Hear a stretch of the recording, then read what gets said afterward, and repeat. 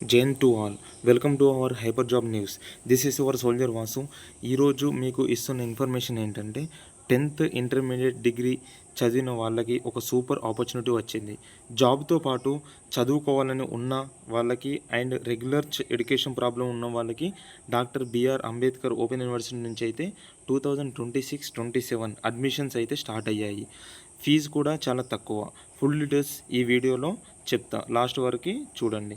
ఇప్పుడు ఏ కోర్స్ ఉన్నాయో ఒకసారి మనం చూద్దాం. Under graduation programmes, UG programmes చూడండి. యూజీ కోర్స్ వచ్చేసి ఏదైనా కానీ మనకి 3 years అనేది ఉంటుంది. దాంట్లో ఏమేమి కోర్స్ ఉన్నాయో ఒకసారి చూద్దాం. బిఏ, బీకామ్, బీఎస్సీ అన్నమాట. సో వీటి యొక్క ఎలిజిబిలిటీ వచ్చేసి ఇంటర్మీడియట్ పాస్ అయి ఉండాలి, లేదా పాలిటెక్నిక్, డిప్లొమా చేసిన వాళ్ళు కూడా అప్లై చేసుకోవచ్చు. దీని యొక్క ఫీజ్ స్ట్రక్చర్ వచ్చేసి చూడండి. ఫస్ట్ ఇయర్ వచ్చేసి 3200 ఉంది, సెకండ్ ఇయర్ వచ్చేసి 3000 ఉంది, థర్డ్ ఇయర్ వచ్చేసి 3000 ఉంది. ఇక్కడ నోటు కూడా ఇచ్చారు చూడండి. సైన్స్ సబ్జెక్ట్కి మాత్రం ఎక్స్ట్రా 1600 ల్యాబ్ ఫీజు అయితే ఉంటుంది. సో నెక్స్ట్ వచ్చేసి ఇవి మాత్రం అండర్ గ్రాడ్యుయేషన్ ప్రోగ్రామ్స్. సో మనం ఇక్కడ పీజీ ప్రోగ్రామ్స్ వచ్చేసి చూద్దాం చూడండి. పీజీ ప్రోగ్రామ్స్ ఏదైనా కూడా 2 years ఉంటుంది అన్నమాట.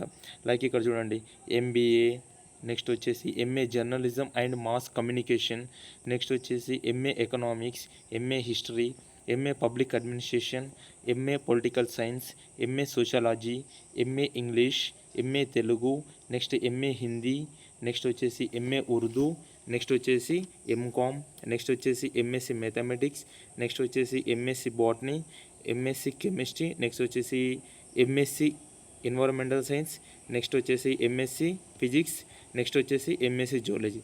ఇవన్నీ కూడా మనకి ఏంటంటే పోస్ట్ గ్రాడ్యుయేషన్స్ కోర్సెస్ అన్నమాట. సో వీటికి వచ్చేసి ఎలిజిబిలిటీ క్రైటీరియా వచ్చేసి ఏంటంటే ఏదైనా డిగ్రీలో కానీ 50%తో పాస్ అయితే ఉండాలి. రిజర్వేషన్ ఉన్న వాళ్ళకి మాత్రం 45% అయితే పాస్ అయితే ఖచ్చితంగా ఉండాలి. రిజర్వేషన్ అంటే ఎవరు వస్తారు? ఎస్సీ కేటగిరీ, ఎస్టీ కేటగిరీ వాళ్ళు అయితే రిజర్వేషన్లో వస్తారన్నమాట. వీటికి ఫీజు వచ్చేసి ఎట్లుంటుంది అంటే ఫస్ట్ ఇయర్ ఫీజు వచ్చేసి like MA political science, MA English, MA sociology ఉంది కదా చూడండి ఇక్కడ రైట్ సైడ్లో. ఫస్ట్ ఇయర్ ఫీజు వచ్చేసి 5300 ఉంది, సెకండ్ ఇయర్ వచ్చేసేమో 5000 ఉంది. సో ఇట్లా మొత్తం MA public administration, MA political science, sociology, English ఇవన్నిటి కూడా సేమ్ స్ట్రక్చర్ అనమాట ఫీజు. వీరన్నిటికి ఏంటి ఎలిజిబిలిటీ? డిగ్రీ అని చెప్పాను కదా. సో అట్లా అనమాట. ఇక్కడ చూడండి, MA Telugu, MA Urdu, MA Hindi, వీటికి మాత్రం స్పెషలైజేషన్ సబ్జెక్ట్స్ అనేది డిగ్రీలో ఖచ్చితంగా ఉండాలి. ఫర్ ఎగ్జాంపుల్గా ఎంఏ తెలుగు చేయాలనుకున్న వాళ్ళకి ఏమవుతుందంటే డిగ్రీలో సెకండ్ లాంగ్వేజ్ అనేది ఖచ్చితంగా తెలుగు సబ్జెక్ట్ అయితే ఉండాలి. ఎంఏ ఉర్దూ చేయాలనుకున్న వాళ్ళకైతే గ్రాడ్యుయేషన్లో ఖచ్చితంగా సెకండ్ లాంగ్వేజ్ అనేది ఉర్దూ అయి ఉండాలి. ఎంఏ హిందీ చేయాలనుకున్న వాళ్ళకైతే గ్రాడ్యుయేషన్లో ఖచ్చితంగా సెకండ్ లాంగ్వేజ్ అనేది హిందీ అయి ఉండాలన్నమాట. ఫీజు స్ట్రక్చర్ వచ్చేసి సేమ్. కానీ సైన్స్ సబ్జెక్ట్లో ఎవరైతే పీజీ చేయాలనుకున్నారో వాళ్ళ యొక్క ఫీజు స్ట్రక్చర్ వచ్చేసి కొంచెం డిఫరెంట్గా ఉంటుంది అనమాట. లైక్ ఇక్కడ చూడండి, ఇక్కడ చూసారా ఎంఎస్సి బాటనీ ఫీజు ఒకసారి చూద్దాం. ఇక రైట్ సైడ్లో చూడండి, ఎంఎస్సి బాటనీది ఫస్ట్ ఇయర్ వచ్చేసి 15,300 రూపీస్ ఉంది, సెకండ్ ఇయర్ వచ్చేసి 15,000 ఉందన్నమాట. సో ఏదైతే సైన్స్ సబ్జెక్ట్లో పోస్ట్ గ్రాడ్యుయేషన్ చేయాలనుకున్నారో వాళ్ళకు వచ్చేసి ఫీజు స్ట్రక్చర్ వచ్చి కొంచెం హైగా ఉన్నది. ఒకసారి మీరు రైట్ సైడ్లో చూస్తే మనకు అనేది ఇన్ డీటెయిల్గా మనకు అక్కడ అర్థమైపోతుంది అన్నమాట. సో ఇంకోటి ఏంటంటే ఇక్కడ ఎంబీఏ కోర్సుకి వచ్చేసి చూడండి, ఇక్కడ ఎంబీఏస్కి అయితే degree plus TS ICET 2026 entrance rank అయితే వచ్చి ఉండాలి. లేకపోతే మన ఓపెన్ యూనివర్సిటీ వాళ్ళు మాత్రం ఎంట్రన్స్ అనేది కండక్ట్ చేస్తారు. కండక్ట్ చేసిన తర్వాత మనకు వచ్చిన ర్యాంకుని బట్టి సీట్ అలొకేషన్ అనేది ఖచ్చితంగా ఇస్తారు. ఎంబీఏ యొక్క ఫీజ్ స్ట్రక్చర్ వచ్చేసి చూద్దాం ఒకసారి చూడండి. ఇక్కడ ఎంబీఏ ఫీజ్ స్ట్రక్చర్ వచ్చేసి ఫస్ట్ ఇయర్కి 15,300 ఉంది, సెకండ్ ఇయర్ వచ్చేసి 15,000 ఉంది. సో ఒకవేళ హెచ్సిఎం కోటా అయితేనేమో ఫస్ట్ ఇయర్కి 70,000, సెకండ్ ఇయర్ కూడా 70,000. సో మరి హై అయిపోతుంది కదా. సో దీనివల్ల మనం ఏం చేయాలంటే ఎంట్రన్స్ టెస్ట్ అనేది ఖచ్చితంగా రాసి ఉంటే మాత్రం మనకు ఫీజు కూడా కొంచెం రిలవెంట్గా అనేది ఖచ్చితంగా ఉంటుంది అన్నమాట.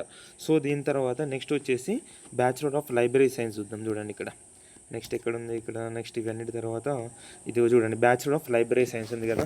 దీనిలో అయితే ఇంగ్లీష్ మీడియం ఉంది, తెలుగు మీడియం ఉంది, 2 మీడియంస్ అయితే ఉన్నాయి. ఇది కూడా సేమ్ 1 year కోర్సే. కాకపోతే ఇక్కడ నోట్ ఇచ్చారు చూడండి. నోట్లో ఏమున్నదంటే బిఏఎల్ఐసి ప్రోగ్రామ్ ఎవరైతే చేయాలనుకుంటున్నారో వాళ్ళు మాత్రం ఖచ్చితంగా ఎంట్రన్స్ టెస్ట్ అనేది పాస్ అయ్యి ఉండాలి.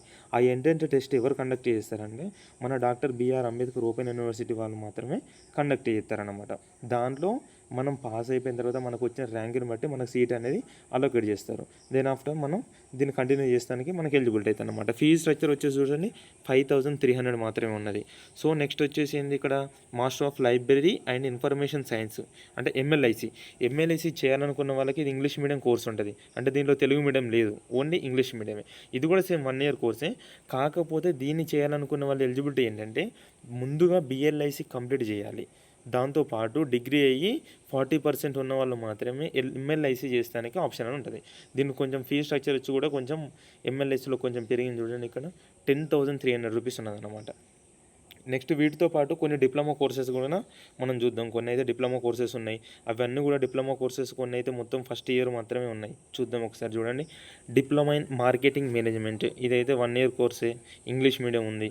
సో దీనికి కూడా కొంచెం గ్రాడ్యుయేషనే, కాకపోతే ఫీ స్ట్రక్చర్ వచ్చిందంటే కొంచెం అటు ఇటు అవుతుంది అనమాట. ఫస్ట్ మనం పీజీ చేసుకున్న వాళ్ళకి ఏం చూసుకున్నాం 5,000 అట్లున్నాయి కదా. సో ఇక్కడ చూడండి డిప్లొమా ఇన్ మార్కెటింగ్ మేనేజ్మెంట్ మాత్రం 8,000 ఉందన్నమాట. నెక్స్ట్ వచ్చేసి డిప్లొమా ఇన్ ఫైనాన్షియల్ మేనేజ్మెంట్ ఇది కూడా 1 ఇయర్ కోర్సే, ఇంగ్లీష్ మీడియంలో ఉంది. Next diploma in human resource management ఇది కూడా 1 ఇయర్ కోర్సే, ఇంగ్లీష్ మీడియంలో ఉంది. నెక్స్ట్ వచ్చేసి డిప్లొమా ఇన్ ఆపరేషన్ మేనేజ్మెంట్ ఇది కూడా 1 ఇయర్ కోర్స్ వచ్చింది, ఇంగ్లీష్ మీడియం ఉంది. నెక్స్ట్ వచ్చేసి డిప్లొమా ఇన్ ఎన్విరాన్మెంటల్ స్టడీస్ ఇది కూడా 1 ఇయర్ కోర్సు, ఇంగ్లీష్ మీడియంలో ఉంది. నెక్స్ట్ వచ్చేసి డిప్లొమా ఇన్ హ్యూమన్ రైట్స్ ఇది 1 ఇయర్ కోర్సు, కానీ ఇది ఏంది ఇంగ్లీష్ మీడియం లేదు, ఇక్కడ ఓన్లీ తెలుగు మీడియమే ఉందన్నమాట. ఇక్కడ మీరు రైట్ సైడ్లో చూసుకోండి, ఫీ స్ట్రక్చర్ కూడా నేను ఇక్కడ డిస్ప్లే అవుతుంది, దాన్ని కూడా చూసుకోండి. ఓకేనా. నెక్స్ట్ వచ్చేసి diploma in culture and heritage tourism ఇది కూడా 1 ఇయర్ కోర్సు, కాకపోతే ఇది ఏంటంటే ఇంగ్లీష్ మీడియం ఉంది.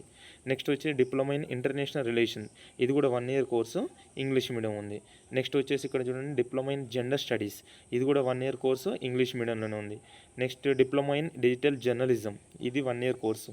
Diploma in programme in early childhood care and education ఇది కూడా 1 ఇయర్ కోర్సు, ఇంగ్లీష్ మీడియం ఉంది. బట్ ఏంటంటే దీనికి ఎవరైతే ఎలిజిబుల్ అంటే 10+2 అంటే ఇంటర్మీడియట్ కంప్లీట్ చేసిన వాళ్ళు కూడా ఎలిజిబిలిటీ అవుతారన్నమాట. నెక్స్ట్ వచ్చేసి ఏమున్నది certificate programme in literacy and community development ఇదైతే జస్ట్ మనకైతే 6 months కోర్స్ అబ్బా. తెలుగు మీడియం ఉంది, ఇంగ్లీష్ మీడియం అయితే లేదు, తెలుగు మీడియం ఉంది. దీనికి ఎవరు ఎలిజిబుల్ అంటే ఎవరైతే 10th క్లాస్ కంప్లీట్ చేసి ఉన్నారో వాళ్ళకైతే వాళ్ళు కూడా ఎలిజిబుల్ అవుతారన్నమాట. ఇక్కడ చూడండి ఫీజు వచ్చేసి ఎంత 2,100 రూపీస్ ఉన్నది, కేవలం 2,100 రూపీస్ మాత్రమే. నెక్స్ట్ వచ్చేసి ఇక్కడ certificate programme in NGOs management ఇది కూడా తెలుగు మీడియం ఉంది, 6 months కోర్సు. దీనికి ఎలిజిబిలిటీ ఏంటంటే ఇంటర్మీడియట్ పాస్ అయి ఉండాలన్నమాట. సేమ్ ఫీజు స్ట్రక్చర్ వచ్చేసి సేమ్ ఉంది ఇక్కడ. Next certificate programme in early childhood care and education ఇది ఇంగ్లీష్ మీడియంలో ఉంది, బట్ సేమ్ ఇది కూడా 6 months కోర్సే, బట్ ఏంటంటే కొంచెం ఇంగ్లీష్ మీడియంలో ఉంది. దీనికి కూడా ఎడ్యుకేషన్ వచ్చేసి ఏంటంటే 10th క్లాస్ అనమాట. నెక్స్ట్ వచ్చేసి చూడండి ఇక్కడ certificate programme in food and nutrition ఇది తెలుగు మీడియంలో ఉంటుంది కోర్సు, ఇది కూడా 6 months. ఇదైతే ఇంకా లెస్ ఫీజు 1,600 మాత్రమే, జస్ట్ 1,600 మాత్రమే. సో ఫ్రెండ్స్ ఇదైతే అప్లై చేసుకోవాలి. కాబట్టి ఎవరైతే ఎలిజిబిలిటీ ఉంటారో వీళ్ళందరూ కూడా దీనికి అప్లై చేసుకుంటే చాలా బెటర్ అన్నమాట.